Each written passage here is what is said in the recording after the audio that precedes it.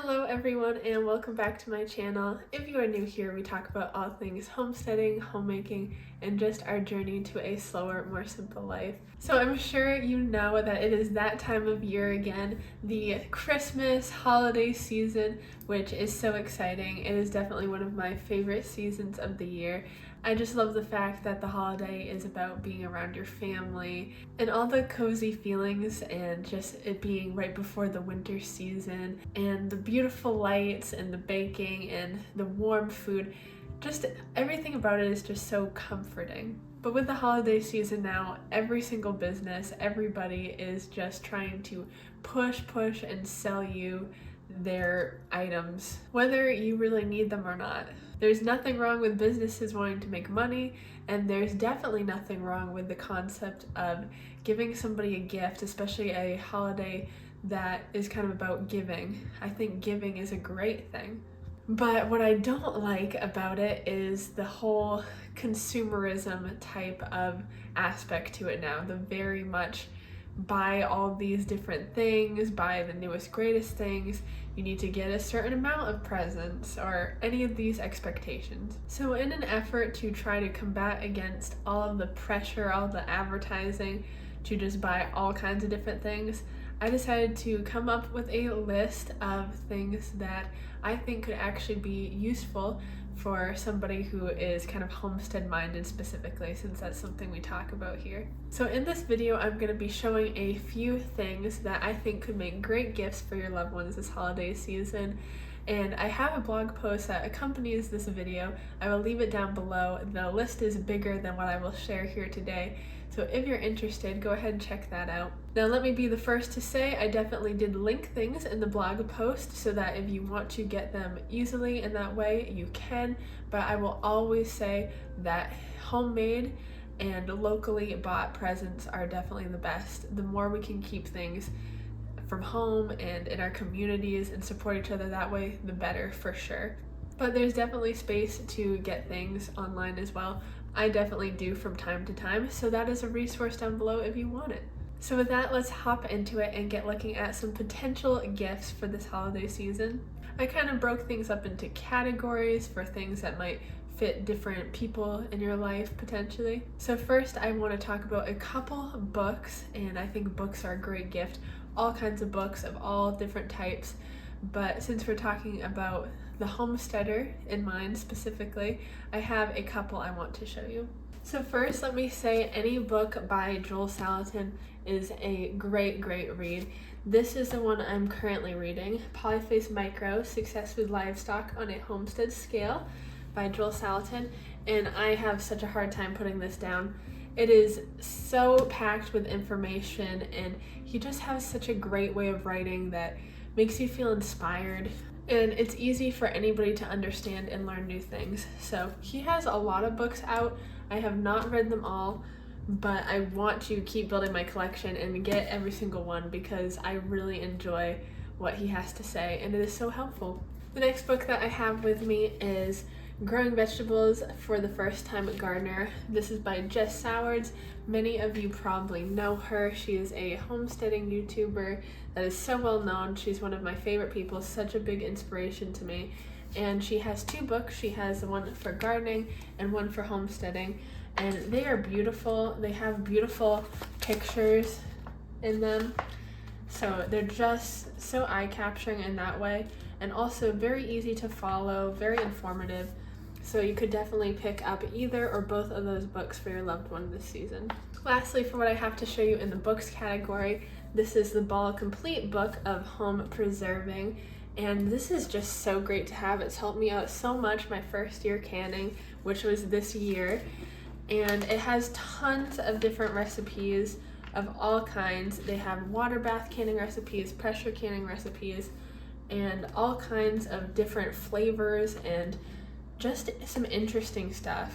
So if your loved one is somebody who wants to get into canning, new to canning, or just new into the whole food preservation world in general, this is a great place for them to start because it will really be helpful learning how to start canning things, since there's a lot of information you need to know about acidity and times for different things, this will help out so much, make things so more streamlined for them.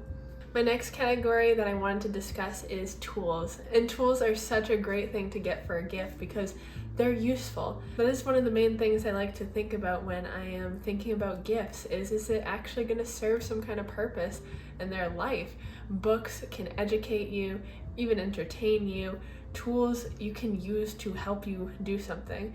And kind of on the list in a way is a tool in its own right because it serves some kind of task, but here I'm kind of talking about basic like tools when you think of a tool. So of course this can include anything that you would get from a tool kit, you know, hammers, drills, screws, screwdrivers, anything like that. You could even get somebody a tool organizer. I know it is very common for people's tools to kind of get really messy and disorganized. So for somebody who already has a collection of tools, an organizer might be just the right thing. And then of course we have garden tools. We have weeders. I know there's a snakehead weeder that works really well for a lot of people. That's something I want to get. Of course, trowels, shovels, anything like that. Never forget the value of a good pair of garden gloves, especially if your loved one works with plants that are thorny, maybe like raspberries. Or just a pair of work gloves because you always need a good pair of that if you're working with tools, wood, etc. And don't forget a headlamp. A lot of people might not think of this for your homesteading friends, but a headlamp comes in handy because you never know when you need to go out and get something done when the sun's already gone down, or you may have forgot something, or there's some kind of urgent thing you need to go out and do when the sun goes down. Especially now in winter too, the sun goes down at like 4 o'clock. So this definitely helps you get all your tasks done for sure. I don't know if everybody would count this as a tool, but it definitely comes in handy like a tool does, and that is just some glass jars with sprayers. In here I got the last little bit of my cleaning solution, and it comes just so much in handy. You can use this like I do for putting your cleaning stuff in, and it is nice and glass, so you don't have to worry about the leaching of anything that plastic ones may leach into your things. And on to the next category is kitchen gear, and there's so many things you can do with that as well. There's so much that everybody really needs in the kitchen, but especially a homesteader. Let us start with the good old cast iron pans. If somebody is really trying to get into good home cooking, this is a great choice. The cast iron pan is a classic way to cook your food, and you don't have to worry about the stuff that would be on those like no stick pans. Other than that too, stainless steel pots and pans work very well as well, and you don't have to worry about it like you would with non-stick. Just some other tools I find incredibly helpful include the immersion blender. So if you have soup or anything like that that needs that extra blend, and you don't want to have to throw it in a blender and then throw it back in the pot, the immersion blender is a perfect tool. Along with that, we have the food processor. We have a nice glass blender. Something that comes in handy for me a lot is my electric can opener. That's really nice to have. I got an apple peeler / corer this past fall that helped me make applesauce, and that came in handy as well. I loved having that. Next category that we're going to do is stuff that is for the garden, and some of the items that we covered in tools would work well here as well, like the garden gloves, like weeders, stuff like that. But if you've already considered those options, then you could also consider maybe a grow light setup. Maybe the person in your life is just starting gardening and they buy these starts during the summer season, but maybe they haven't ventured to growing their own seeds yet, and all they need is that little push of somebody getting them grow lights, and then they can start their garden season earlier. Grow lights are great, as well as consider getting your loved one a seed catalog. This one is specifically Baker's Creek seed catalog. It is probably the most popular one, at least that I know of. But this is the whole one. You can get a small version for no cost at all, I believe, but this one costs, I want to say $14, something like that. This is 2023's, of course. It has every single seed that they sell in here with beautiful pictures to help you make your decision.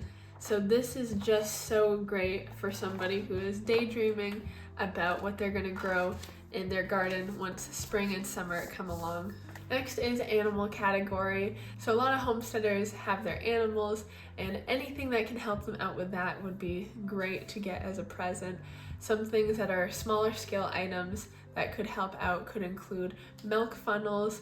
Maybe they're DIYing something together and it works, but it would be better if they had a nice actual milk funnel. Maybe a better stainless steel bucket to milk into. Some stainless steel buckets kind of have little folds in the metal where it could be easier for bacteria to build up. So maybe a good gift could be a bucket that has none of those folds, that is much easier to keep clean so that you know there's nothing gross going on. If you know a person that has chickens, maybe they would love to have an automatic chicken door so that they don't have to go and let the chickens out at the crack of dawn every single day. Tons of more options. There's hoof trimmers, shears for certain animals, maybe some kind of tracking collar for a livestock guardian dog. The possibilities are really endless. Next category that I have is the kids category. So a lot of us have kids in our lives. I know to me it is very important for thinking really thoroughly about gifts for kids especially. I personally like staying clear from the bright, loud, really distracting kind of toys and more humble kind of things that may have lots of uses or may teach them an actual skill in some regard. So my recommendations in this category honestly will sound kind of similar to what I recommended for the adults because it kind of is similar. There are real tools that are made in kids' sizes, and that might sound dangerous. Tools that really work that they can actually start learning from, made in their size. Same thing with cleaning supplies. I've found wooden child-size mops and brooms and dustpans. Kids love to help out, they really do. So something like that will not only really make them feel included, maybe while you're cleaning, they can clean with you, but they'll actually kind of start learning and actually starting to be able to help depending on the age. If that sounds too much like chores, there's definitely other options that may be a little more fun. There's slingshots, there's bow and arrows made for kids. I especially love like the wooden trucks and things like that. They're just so classic. To me, so much more valuable to opposed to some of the toys that are made of plastic and break more easily. Some of these wooden toys can really last for generations, really. And my final category to talk about is kind of what I call the big ticket items, and that's things that are quite expensive that would be for somebody really special or that you have the means to spend quite a bit of money for. So some of the things I include in this category would be a good canner. We've talked about canning before earlier. It is a great way to preserve food and it is a great skill to learn, but canners can definitely be very expensive. There's different types of canners. If you're just going with a pot to use as a water bath canner, that is much, much cheaper because you don't need a specific water bath canner, if that makes sense. You just need a big stock pot, which definitely come cheaper. But if you're looking for an actual canner, those are definitely a few hundreds of dollars. I have an electric canner. It's Presto. That was a few $100s. And there's the All-American pressure canner that I know is very, very highly recommended. It is the one I'm thinking of getting when I have the means to get another canner at some point. So there's different options, and if that's something you're able to do, definitely look it over. Another big ticket item would be a grain mill. So that's something that I definitely want to look into in the future is buying grain instead of buying flour in bulk. Because one, grain, it lasts longer in storage than flour does. There's more options for flour if you buy it in grain form instead of already made into flour. And I've heard there's definitely something special about freshly ground flour, using that in your baking. So I think there's different brands. I think there's attachments that go with stand mixers, but I know there's a specific brand that seems to work really well for people. It's a few $100s. And the last big ticket item I will talk about here today is a stand mixer. And there's definitely different price ones out there. I would recommend you, if you're going to go that route, to go with one of the more well-known good brands. because it is something that is a very useful tool. You can get all kinds of different attachments for it as well. And for somebody who really does do a lot of baking, they will absolutely love it. It is a pricier item though for sure, but very well worth it. So that does it for my video. I hope you enjoyed. If you want some more ideas, I will put my blog post with some more gift ideas down below for you to check out. If you enjoyed this video and would like to see more in the future, I really do hope you consider subscribing so that we can build our community of like-minded folk. I have a lot in store this holiday season that I'd love to take you along with me.